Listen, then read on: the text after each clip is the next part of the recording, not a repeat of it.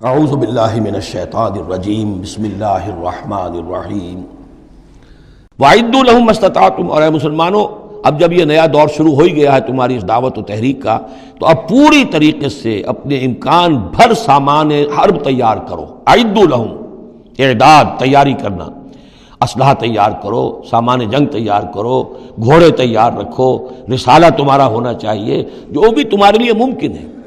یہ توکل کا مطلب یہ نہیں ہے کہ تم ہاتھ پر ہاتھ دھر کر بیٹھ رہو اللہ تمہاری مدد کرے گا۔ اعدوا لہم ما استطعتم، اپنی استطاعت جو ہے اس کی حد تک تو پوری تیاری کرو، من قوت، طاقت سے بھی، ومن رباط الخیل، اور پلے ہوئے گھوڑوں کے ذریعے سے بھی۔ اس لیے کہ اس زمانے میں جنگ کے لیے سب سے زیادہ جو مؤثر شے تھی، آپ کو معلوم ہے، وہ گھوڑا تیز رفتار ہے، اونٹ جو ہے تیز دوڑ نہیں سکتا ہے۔ اور اسی حوالے سے آج سمجھ لیجئے ہمارے لیے بہت اہم مسئلہ ہے یہ، اللہ تعالیٰ نے شاید عالم اسلام میں پورے میں پتہ نہیں 50 60 70 کتنے ملک دنیا میں ہیں مسلمان کہلاتے ہیں، ایک ملک ہے صرف جسے ایٹمک صلاحیت دی ہے، اور یہ امانت پوری امت مسلمہ کی ہے، مسلمانان پاکستان کے پاس۔ اور اس کے بارے میں اگر امریکہ کا دباؤ قبول کر لیا گیا تو یہ سب سے بڑی خیانت ہوگی اللہ کے ساتھ، امت مسلمہ کے ساتھ، اللہ کے دین کے ساتھ۔ وہ اسرائیل لے کر بیٹھا ہوا ہے ایٹم بم کے، اس کے پاس انبار لگے ہوئے، لیکن یہ ہے کہ ساری پالیسی جو چل رہی ہے وہ یہ کسی طریقے سے پاکستان کا، ایک عراق کے بارے میں اندیشہ ہوا تھا کہ اسے ایٹمی دانت نکل سکتے ہیں، اس ایک مرتبہ اس کا وہ ایٹمک پلانٹ جو ہے اس کا بھرکس نکال دیا تھا، دوسری مرتبہ یہ کہ اس کا پورا بھرکس ہی نکل گیا، اگلا پچھلا کھایا پیا سب اگلوا دیا۔ اب پاکستان پر سارا دباؤ، ساری ڈپلومیسی جو بھی چل رہی ہے اس وقت، کان کھولنے کی اور آنکھیں کھول کر دن گزارنے کی ضرورت ہے۔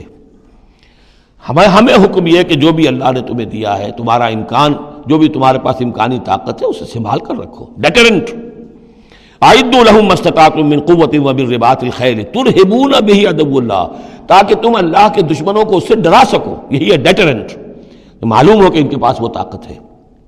وعدوکم، اور اپنے دشمنوں کو بھی ڈرا سکو، وآخرین من دونہم، ایک تو ہے اللہ کے دشمن اور تمہارے دشمن ایک اور بھی ہیں جو ان کے سوا ہیں، ان کے پرے ہیں، انہیں تم نہیں جانتے، لا تعلمونہم اللہ یعلمہم، اللہ انہیں جانتا ہے، یعنی وہ مارے آستین منافقین ہیں، یہ تمہاری اپنی آستینوں کے اندر بیٹھے ہوئے ہیں، تمہیں پتہ بھی نہیں ہے کہ وہ لوگ بھی در حقیقت ففتھ کالمسٹ عنصر ہے کہ جو در حقیقت تمہاری تباہی چاہتا ہے، بربادی چاہتا ہے۔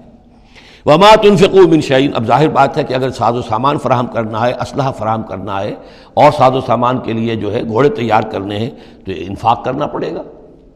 انفقوا مما رزقناکم وما تنفقوا من شیء فی سبیل اللہ یوفی الیکم، اور دیکھو جو کچھ بھی تم خرچ کرو گے اللہ کی راہ میں، وہ پورا پورا تمہیں مل جائے گا، پورا پورا دیا جائے گا۔ وانتم لا تظلمون، اور تم پر کوئی زیادتی نہیں ہوگی، تمہاری کوئی حق تلفی نہیں ہوگی۔ تم دو تو صحیح، اب وہ پورے 2 رکوع ذہن میں لے آئیے جو سورہ بقرہ میں ہم نے پڑھے تھے کہ اگر کوئی شخص اللہ کی راہ میں مال خرچ کرتا ہے، فی سبیل اللہ خرچ کرتا ہے، جیسے ایک دانہ جو ہے وہ زمین کے اندر ڈال دیتے ہو، اس سے جو ایک پودا نکلتا ہے، اس میں سٹے ہوتے ہیں، 7 سٹے ہیں، اور ہر سٹے کے اندر 100 دانے ہیں، تو وہ ایک دانہ 700 دانے پیدا کر رہا ہے، اور اللہ تعالیٰ جس کو چاہے گا 700 گنا سے بھی زیادہ اجر و ثواب دے گا۔ کہاں صد کر رکھ رہے ہو اپنے پیسے، خرچ کر دو اسے، اس لیے کہ اب اس دعوت کا اور اس تحریک کا اور محمد رسول اللہ کی جو جد و جہد ہے اس کا وہ مرحلہ آ گیا ہے کہ اب ساز و سامان اور کیل کانٹے سے لیس ہونا ضروری ہے۔ وَإِن جَنَحُوا لِلسَّلْمِ فَانْجَحْ لَهَا، اور اے نبی اگر وہ اپنے بازو اپنے کندھے نیچے گرا دے امن کے لیے، صلح کے لیے، اگر قریش آمادہ ہو جاتے ہیں تو آپ بھی جھک جائیے، کوئی بات نہیں، صلح کر لیجیے۔ وَتَوَكَّلْ عَلَى اللَّهِ، اللہ پر توکل کیجیے، یعنی یہ کہ اگر وہ صلح کرنے کے اوپر آمادہ ہے صلح کر لیجئے، اور ڈریے نہیں کہ ہو سکتا ہے وہ چال چل رہے ہوں، نہیں، صلح کا جواب صلح سے دیجئے، لیکن یہ کہ اللہ پر توکل کیجئے، وہ السمیع العلیم، وہ سب کچھ انہ هو السمیع العلیم، یقیناً وہ سب کچھ سننے والا اور جاننے والا ہے۔ وَإِن يُرِيدُوا أَن يَخْدَعُوكَ، اور اگر وہ چاہتے ہو کہ آپ کو دھوکہ دے دیں، فَإِنَّ حَسْبَكَ اللَّهُ، تب بھی آپ نہ گھبرائیں، آپ کے لیے اللہ کافی ہے، اللہ کی طرف سے ضمانت ہے۔ هُوَ الَّذِي أَيَّدَكَ بِنَصْرِهِ وَبِالْمُؤْمِنِينَ، وہی تو ہے اللہ جس نے اے نبی آپ کی مدد کی ہے اپنی نصرت سے اور اہل ایمان کے ذریعے۔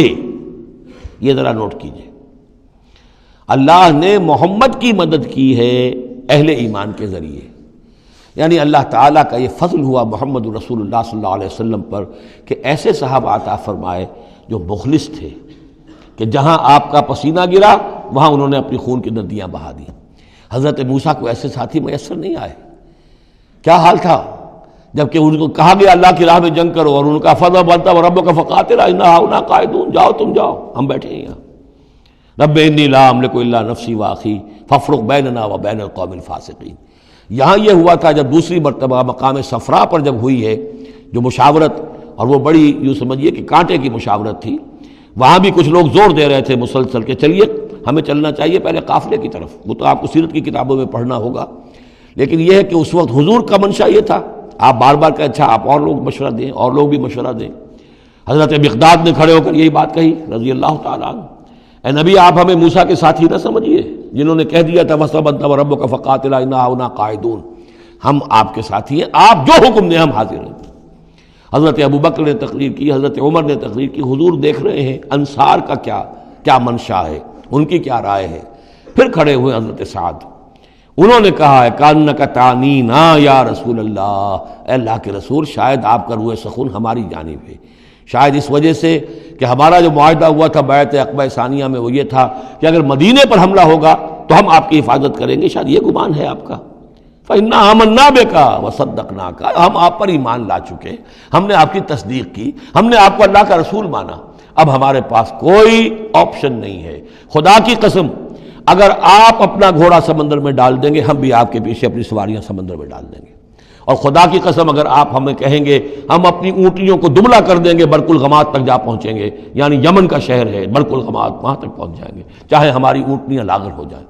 اس کے بعد حضور کا چہرہ کھل اٹھا کہ انصار کی طرف سے بھی ان کے ایک رئیس نے یہ بات کہی ہے. پھر آپ نے کہا چلو اب بدر کی طرف. تو یہ اللہ تعالیٰ نے گویا کہ حضور کی مدد کی ہے اہل ایمان سے. هو الذی ایدک بنصرہ، ایک تو اللہ کی مدد آئی آسمان سے، فرشتے آئے، اور ایک وبالمؤمنین، اور اہل ایمان کے ذریعے سے آپ کی مدد کی ہے. من انصاری الی اللہ، کون ہے میرا مددگار اللہ کی راہ میں. وَأَلَّفَ بَيْنَ قُلُوبِهِمْ، اور ان اہل ایمان کے دلوں میں اللہ نے محبت پیدا کر دی. لَوْ أَنفَقْتَ مَا فِي الْأَرْضِ جَمِيعًا مَا أَلَّفْتَ بَيْنَ قُلُوبِهِمْ، ارے نبی اگر آپ دولت کے ذریعے سے محبت پیدا کرتے کہ لوگوں کو زیادہ زیادہ ان کے دل کی نرمی کے لیے، تالیف قلب کے لیے جو ہے پیسے دیے جائیں، اگر زمین کی ساری دولت بھی آپ خرچ کر دیتے تو ان میں یہ تالیف، یہ الفت پیدا نہیں ہو سکتی تھی. ولیکن اللہ الف بینہم، یہ تو اللہ تعالیٰ ہی نے ان کے مابین یہ الفت پیدا کر دی ہے. یہ ہم سورہ آل عمران میں بھی پڑھ چکے ہیں کہ تمہارا معاملہ جو ہے اذ کنتم اعداء فالف بین قلوبکم فاصبحتم بنعمتہ اخوانا، آیت نمبر 103 ہے سورہ آل عمران کی. وکنتم علی شفا حفرۃ من النار فانقذکم منها کذالک یبین اللہ لکم آیاتہ لعلکم تہتدون. تم تو تباہی کے آگ کے گڑھے کے کنارے تک پہنچ چکے تھے. ولیکن اللہ الف بینہم انہ عزیز الحکیم، یقیناً وہ زبردست ہے حکمت والا. یا ایھا النبی حسبک اللہ ومن اتبعک من المؤمنین، اے نبی آپ کے لیے اللہ کافی ہے اور وہ کہ جو پیروی کر رہے ہیں آپ کی اہل ایمان میں سے. ایک ترجمہ تو اس کا یہ ہوگا، یعنی جو اگر اوپر والی آیت کے ساتھ اس کو جوڑے، ایک یہ بھی ہو سکتا ہے اے نبی اللہ کافی ہے آپ کے لیے بھی، اور جو آپ کی پیروی کرنے والے ہیں مسلمان ان کے لیے بھی. ان کے لیے بھی اللہ کفایت کرتا ہے، ان کی مدد کے لیے، ان کو سہارا دینے کے لیے. تو یہ ایسی کنسٹرکشن ہے جملے کی کہ دونوں معنی لیے جا سکتے ہیں. صدق اللہ العظیم.